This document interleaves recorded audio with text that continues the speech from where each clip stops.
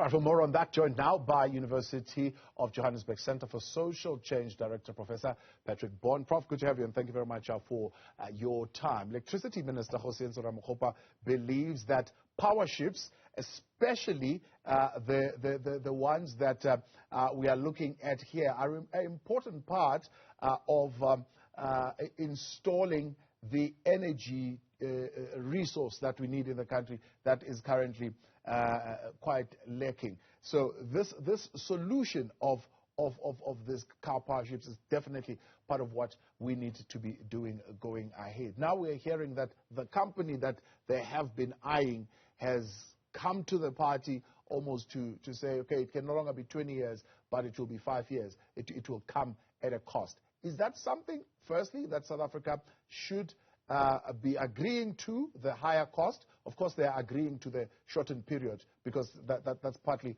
what they've been proposing. And is this a direction that could see this particular project taking off soon?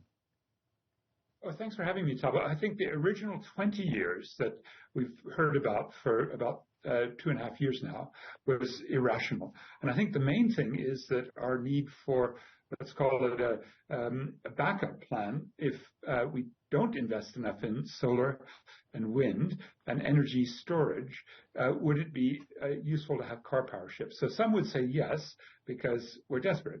But I would say, let's put that huge amount of money. It may not be 218 billion for 20 years. They may cut it down. They're still saying 15 billion rand a year.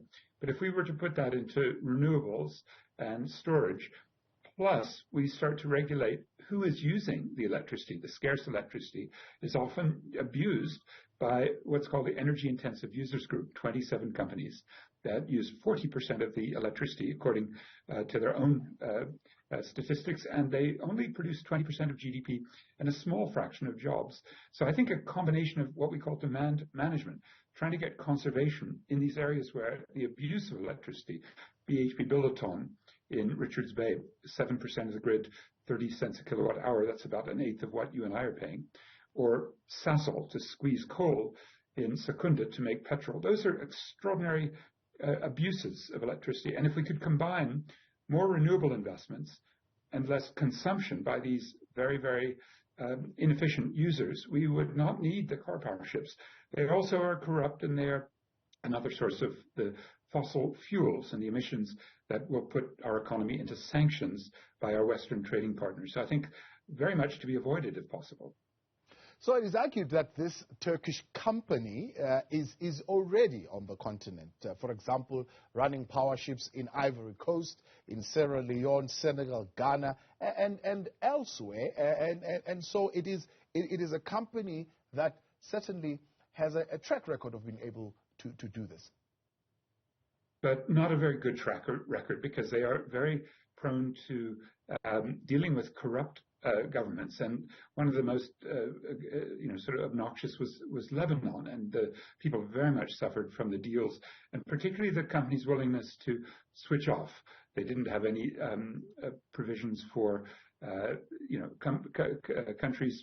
Ghana is a good example that went bankrupt, and in that sense, I would worry that energy sovereignty gets lost. Don't take it from me. Amabongani, the great journalistic unit, did 2 years ago a very rigorous survey of all the places they've been and the complaints, including overcharging and delays and all of the things that you'd expect from mega projects are quite common. So I think we should really look carefully at this.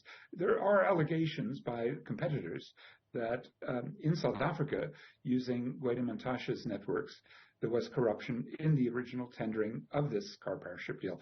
I mean, I think it's still up for the jury to decide, but let's be very careful about turning over energy sovereignty to a privatized international company, which really wants high in foreign currency, and as our own currency goes down, that becomes ever more expensive. I think it's a very good deal.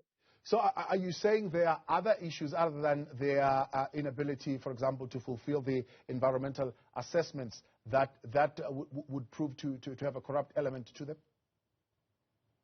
Yes, correct, Dabo. What they've failed to do, by all accounts, is to show that the marine ecology in the three ports, which are Richards Bay and Kucha and Saldanha, will be protected. And there are also debates with Transnet about the use of that very narrow entrance to the port at Kucha, the Implora port. Now, setting those aside, we have another dilemma, which is where will they get the gas to power the Karpowerships? The closest site where we're producing that scale of gas is unfortunately what we call blood methane, that is northern Mozambique, Cabo Delgado. It's so regrettable, isn't it? We've got 1,200 SANDF troops there to defend Total Energies, ExxonMobil, Eni, China National Petroleum, as they take methane from the third largest gas field and maybe bring it to us through Karpowerships. That's the most logical side. So that's another ecological and social crisis.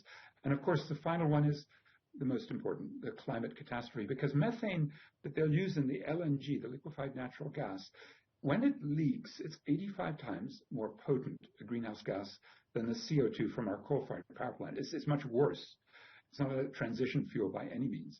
And what that means is the kind of, let's call it, let's say, embedded carbon and methane destructive energy that goes into the exports then get taxed higher and higher by Europe, the US, and other Western trading partners in what's called a carbon border adjustment mechanism. In other words, climate sanctions will hit us more the more we bring the Karpowerships. Now, I've complained in the environmental impact assessment process, and I've just not got any response from that's convincing from the EIA specialists. So I'm very worried that we're going to not just decarbonize by hopefully closing these very destructive coal-fired power plants and replacing them quickly with good jobs and community work and renewable energy. But also, we might end up regasifying, not decarbonizing, but actually making our greenhouse gas profile worse if we take the Karpowership route, along with all the other big mega gas projects. There's a big 3 gigawatt project for Richards Bay Eskom is pursuing. The World Bank and Transnet want to do another major project in Richards Bay, an LNG facility. We really have to get off this, and our future generations, Tabo, will look at us and say, couldn't you have done more to stop not the closure of coal-fired power plants alone, but also preventing this kind of move to gas? Professor Patrick Bond, appreciate your time. Professor and Director for Centre for Social Change at the University of Johannesburg.